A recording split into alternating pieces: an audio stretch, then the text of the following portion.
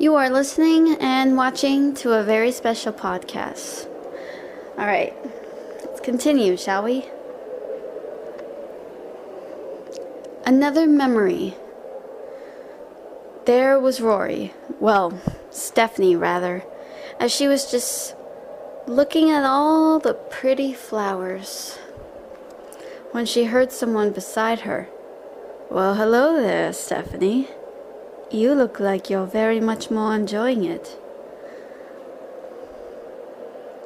Stephanie looked up. Oh, hi, Ben. Sorry. It's such a beautiful garden indoors. I wish there was a lot of sun in here. Oh, I know.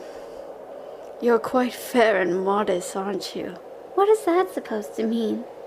Stephanie said. Well, you've grown into a young lady, I know that. Maybe you're not ready to be experienced like a woman, but you'll get there eventually. You just need a lot of time and a lot of experience. That's when Stephanie began to flirt. Oh, experience? Just like a woman? Well, yes, of course. That's when all of a sudden she accidentally, or rather purposely, made Ben fall on his back, and she fell with him, but rather on top, and said, "Do you like a woman on top? Does it appeal to you?" Well, it appeals to me greatly. He managed to sit up, and he leaned his back against the tree they were nearby. That's when Stephanie moved a little bit seductively. And, why is that? Are you maybe perhaps wondering if maybe there'll be even more tension? Maybe something that a woman could do? She said. Don't you think you're a little too young to do this? But Stephanie just laughed. Yeah, I know. I'm just messing with you. I know you would never want to really have an experience with me. I can be a little bit of a tease, huh? Well, it's fine. Teasers, I know. They would just go out of their way to flirt and talk about risque things, he said, moving a little closer. Yeah, but the thought of it kind of makes them squirm. I don't think I'm ready just yet. Neither am I, Ben said, and he said in that soft tone, neither am I. That's when their faces were so close that they began to kiss passionately. It wasn't until Ben realized something and he pushed her away, ashamed of himself. Stephanie asked, "What's wrong? Did I do something?" No, I can't do this. What? Is it me? Listen, you may be growing into a young lady, but I'm still a teenager.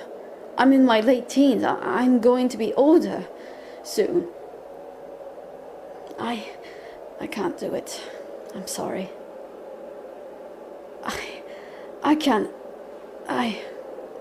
Oh, I see. It's because of age? I thought maybe age was just a number. Not to these standards. If I did that, I would be accused of being some sort of predator. I can't risk it. Nobody needs to know. I can't. Stephanie, I love you, but I can't hurt you in any way, or anyone else, or even hurt myself in this.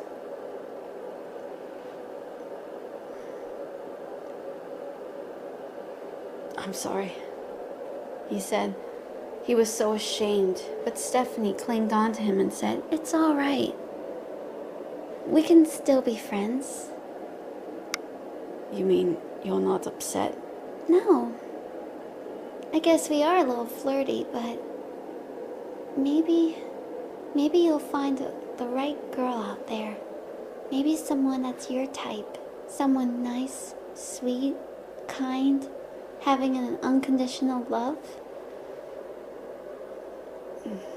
I will always love you. Me too. Honest, Stephanie said. That's when Stephanie kissed his cheek and said, I will never forget my first. Then she left the garden. See you, Ben. I have to get back or he'll get upset. Ben sighed and waved with a smile.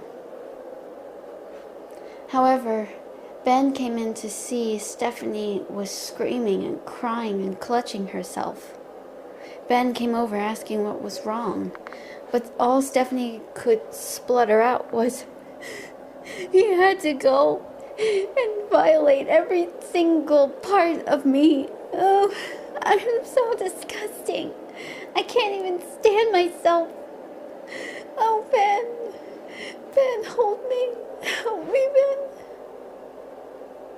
That's when he realized that her father, no, his father, did this. And he was so angry. Rory felt the wetness of her tears plopping right onto the pillow and dissolving.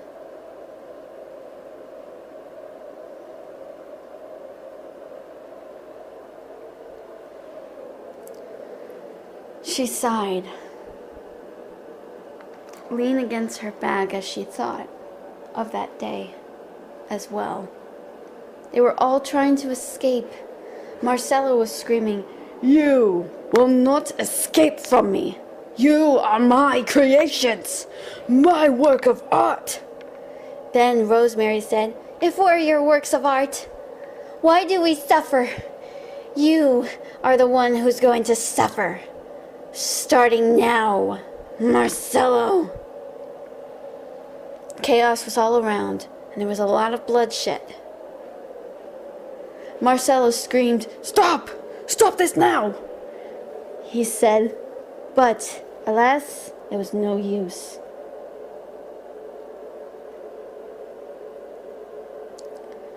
There was such a horrendous sight, and in the confusion, Stephanie managed to get lost in all of the chaos, and she ran.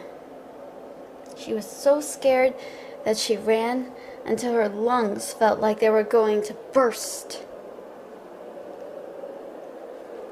Her heart was just going thud, thud, thud. It was terrifying. When she managed to escape, she felt like her sisters weren't around. And that's when she began to wander in the cold fields, wearing only just a tattered white gown, all smoked with blood and everything, for what she had saw. That's when she saw a car driving next to her.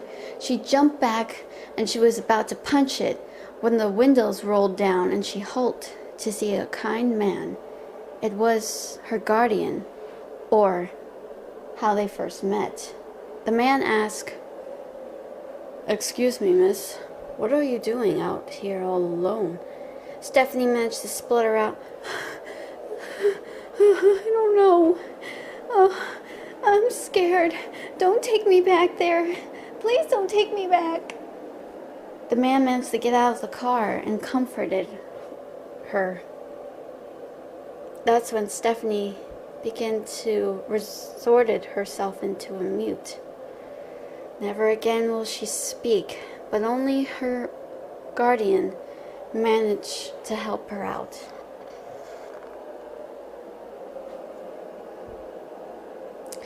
Oh man, this sounds kind of depressing, but you guys get the whole idea, right?